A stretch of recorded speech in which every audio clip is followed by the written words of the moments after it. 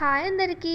ఈరోజు మునగాకుతో ఒక హెల్దీ చట్నీ రెసిపీని చెప్పబోతున్నాను. ఈ రెసిపీ కోసం టమాటో, మిర్చి, ఎండుమిర్చి, మునగాకు, నువ్వులు ఇంకా జీలకర్ర కావాలి. ఫస్ట్ కడాయిలో కొంచెం ఆయిల్ వేసుకొని మునగాకుని లో ఫ్లేమ్లో రోస్ట్ చేసుకొని పక్కకు పెట్టుకోవాలి. ఇప్పుడు అదే కడాయిలో కొంచెం ఆయిల్ వేసి జీలకర్రను వేయాలి. ఇప్పుడు ఎండుమిర్చి, మిర్చి, వెల్లిపాయలని ఇందులో వేసుకొని లైట్గా రోస్ట్ చేసుకోవాలి. ఆ తర్వాత కొంచెం పసుపును వేసుకొని కలుపుకొని టమాటోస్ యాడ్ చేయాలి. ఇప్పుడు తగినంత ఉప్పు ఇంకా బెల్లం పొడిని ఇందులో యాడ్ చేసుకోవాలి. ఆ తర్వాత దీన్ని క్యాప్ పెట్టి మగ్గనివ్వాలి. టమాటోస్ ఇలా సాఫ్ట్గా అయ్యాక దీన్ని పక్కకు పెట్టుకోవాలి. ఇప్పుడు ఒక మిక్సీ జార్లో వేయించిన నువ్వుల్ని వేసుకొని ఇలా పౌడర్లా చేసుకోవాలి. ఇప్పుడు ఇది చల్లారాక ఈ మిక్సీలో వేసుకొని మునగాకుని కూడా యాడ్ చేసుకోవాలి.